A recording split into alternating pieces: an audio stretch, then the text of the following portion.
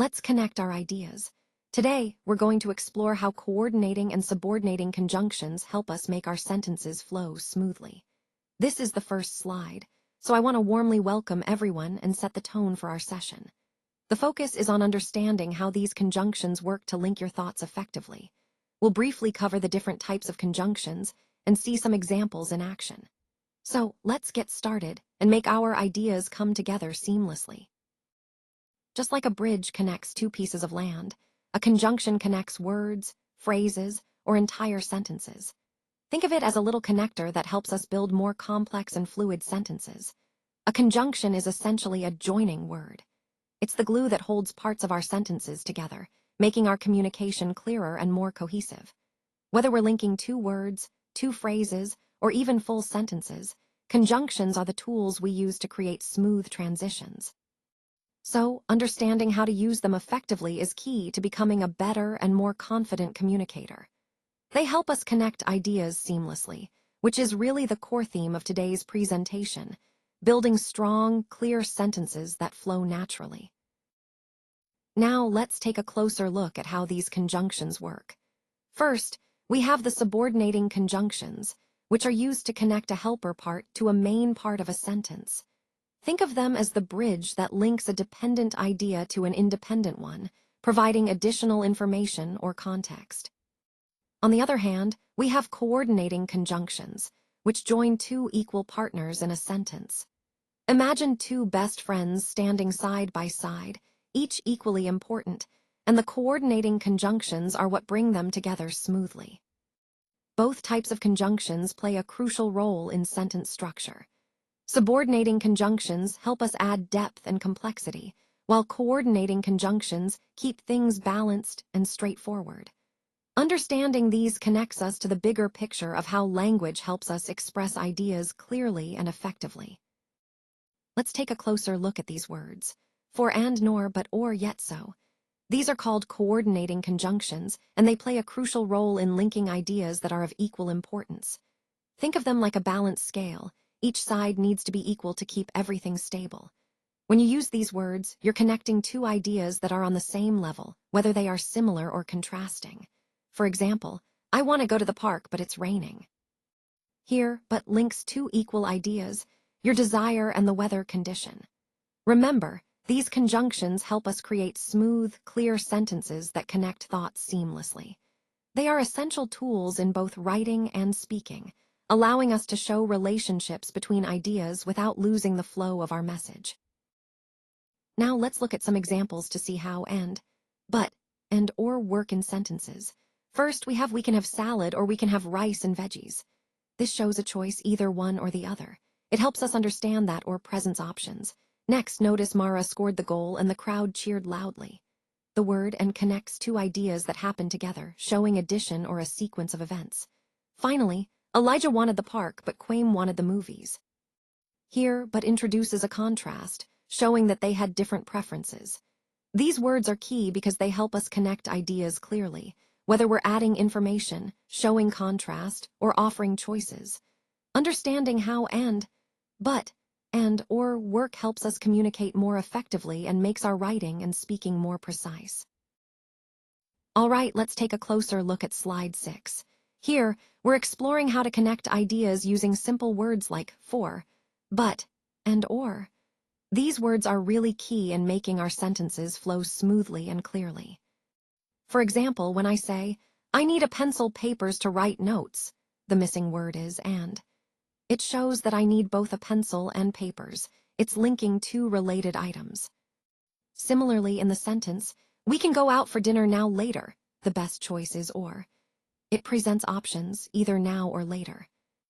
Now, the quick quiz at the bottom is designed to reinforce this idea. The goal is to find the partner words that correctly connect the sentences. These connecting words are crucial because they help us clarify relationships, whether we're adding, contrasting, or offering choices. They're simple but powerful tools to improve our communication and make our writing and speaking more coherent. Overall, understanding these words helps us better express ideas and connect thoughts smoothly, which ties into the bigger picture of effective communication. they fit ideas together. These words like because, if, when, before, after, until are key because they start what we call a helper part or a dependent clause. And this helper part needs the rest of the sentence to make sense. Think of these words as connectors that help us show the relationship between ideas. For example, when we say if, we're introducing a condition. When we say before or after, we're talking about time. And because explains reasons.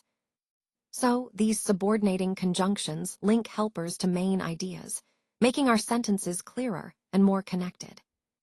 Remember, these words are essential for showing how ideas fit together smoothly in your writing and speaking. Because it was snowing, the school was closed. When we see a sentence like this, it's important to notice that the word because is introducing the reason for the school closing. The phrase "it was snowing" is the cause, and "the school was closed" is the effect. Now, if the helper part, which is because it was snowing, comes first, we need to remember to use a comma after it. This helps separate the reason from the main statement, making the sentence clearer and easier to understand when spoken aloud. So the key point here is that when the reason or helper comes at the beginning, always place a comma afterward. It's a simple rule, but it really improves the flow of your sentences and ensures your listener clearly understands the connection between the cause and the effect. Before Rahim left, he made sure to pack everything he needed for his trip. It's always important to be prepared and organized before heading out somewhere. Now, when I say, "I will call you as soon as I arrive at the station," I'm emphasizing the importance of clear communication and setting expectations. It helps the other person know they'll hear from you right away once you reach your destination. Moving on, citizens protested when states tried to collect taxes. This highlights how people can react strongly when they feel their rights are being challenged or when they oppose certain policies. And as we've seen throughout this presentation, complex sentences make writing more interesting. They add detail and depth, which keeps the reader engaged and helps convey more nuanced ideas. So, in summary, being prepared, communicating clearly, understanding public reactions, and using complex sentences are all key concepts that help us communicate more effectively and understand social dynamics better. All right, let's look at these examples to understand how we use time-related conjunctions to form complex sentences. First, when do you leave the class? You can't leave, the bell rings. The correct choice here is until. So, you stay in your seat until the bell rings. It shows a point in time that marks the boundary of your action. Next, we have Tanya staying at home because she was sick. Here, the word because explains the reason for her staying home. It connects the cause and effect clearly. Remember, mastering these complex sentences helps you communicate more precisely about timing and reasons. It's a key part of making your language more fluent and natural. When you see options like before, until, or because, think about whether you're indicating a time boundary or a cause and effect relationship. That will guide you to the right choice. Now, let's take a closer look at some of the key words that help us connect ideas in sentences, starting with words like because, if, when, and after. These are known as subordinating conjunctions because they join one part of a sentence to another, showing a relationship like cause and effect, condition, or time. They help us add more detail and clarity to our writing. Next, we have words like and, but, or, so, and yet. These are coordinating conjunctions, often called the equals or best friends of words because they connect equal parts of a sentence, like two ideas or items. They make our sentences flow smoothly and link ideas together in a balanced way. It's also important to understand the difference between equals and helpers. Equals words connect similar ideas to create a balanced sentence, while helper words, like the subordinating ones I mentioned, add extra information or show relationships between different ideas. Overall, recognizing these words and how they function helps us write clearer, more connected sentences. Whether we're giving reasons, comparing ideas, or showing sequences, choosing the right connector makes our communication more effective and engaging. So now it's time to go out and connect your ideas. Remember, You are now a conjunction master, which means you have the power to link your thoughts seamlessly.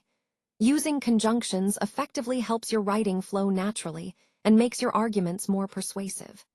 Think of conjunctions as the bridges that connect different ideas, making your message clearer and more engaging.